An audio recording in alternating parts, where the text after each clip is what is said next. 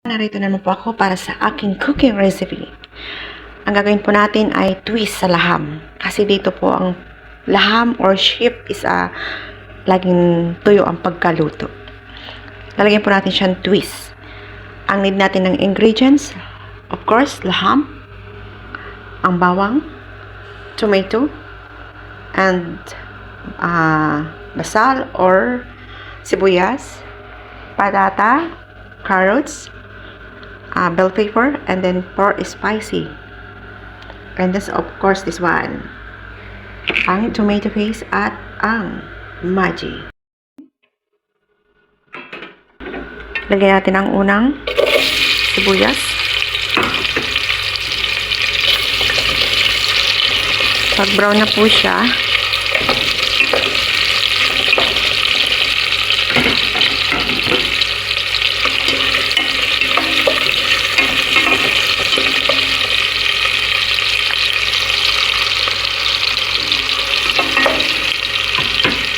okay, ang sibuyas. Yan.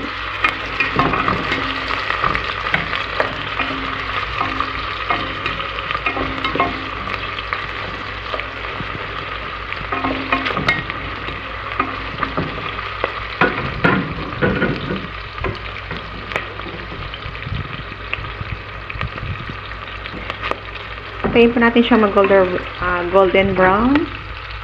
Then, next, ang ating bawang.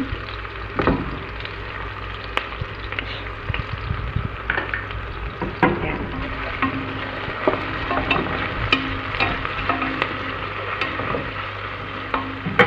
At next, ang tomato. Alam ko pong mahal ang kamatis sa Pilipinas. Nasa inyo na po yung kung tomato paste ang ilalagay nyo na lang para mas ano po siya. Pero mas maganda po kung meron po kayong tawag nito, kamatis sa kaldereta po natin. Ito po yung gagawin natin twist sa laham, kalderitang laham. Ayan po, antahin natin mag-ano po yung sibuya, yung kamatis. Antayin po natin mag-ano yung kamatis. Maluto siya.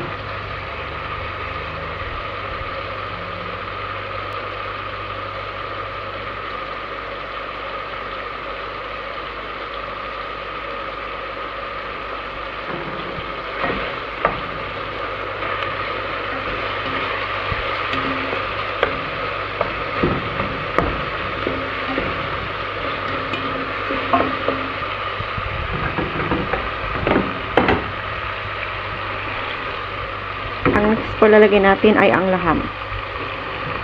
Ayan.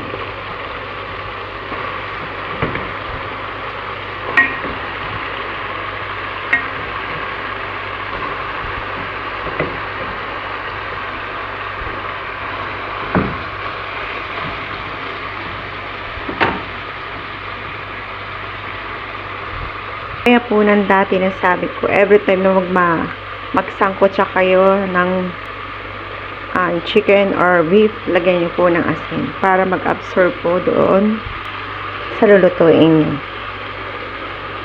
Ayan po siya. Ngayon, imimix po natin siya. Isasangkot siya po natin yung laham mga 5 minutes po. Hinalo ko na ho siya. Gagawin natin ay takpan po natin siya. Mga 5 minutes lang po siya. Huwag masyadong malakas ang apoy para lumabas yung ang ano ng laham. Ngayon, silipin na natin kung okay na siya. Yung pagkasangkot siya. Ayan. Lumabas na po yung ano niya. O, di ba ba? Then, the next pie. Lalagyan natin ang tomato paste.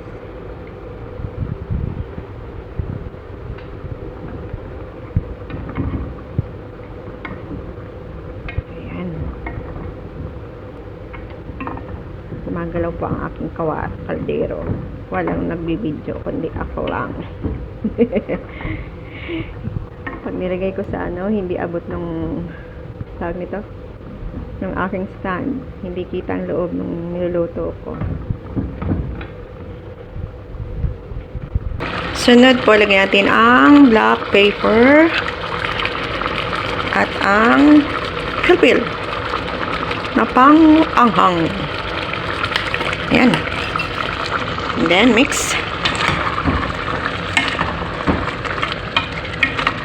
Papalambutin po natin siya ng 1 hour para mas masarap po ang pagkaan ng laham. Later na po natin ilalagay ang gulay kapag malambot na po yung laham. Ayan po, ilagay na natin siya ng tubig. Saka po natin siya papalambutin. Hindi ko na po siya nilagay sa pressure cooker kasi hindi ko siya mabibidyohan. Kaya dito na ko siya niluto. Kaya pagluto po hindi siguro mga 1 hour po pagpalambot niya lahat-lahat. Eksakto na po yun. Tapos na po siyang lumambot. Kasi nilagay ko siya sa pressure cooker kasi po siya medyo matigas ang beef. Pinano ko muna siya ng 20 minutes sa pressure cooker. Ngayon, nilipat ko siya dito para paanohin po ang sabaw niya ng kunti. Ayan na ho siya. Ang aking kalderita. Patutuyuin ko ba siya ng kunti ang sabaw. Ayan. Yummy po siya. But I will try kung okay na ang salt niya.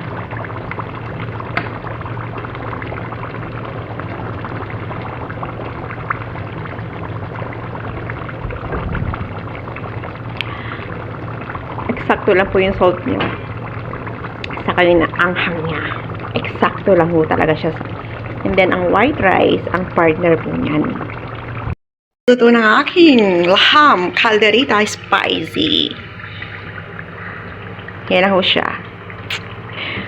Malambot po siyang maigi ang laham. Super. Alam niyo po bang pwedeng pampulutan to? Napakasarap po niyan, promise. Ayan. Thank you so much everyone sa mga lahat na nagsusupport sa akin channel. Thank you guys. And God bless po sa inyong lahat. Ingat po kayo parati. Sana po kayo ng panig ng mundo. Thank you so much. Bye!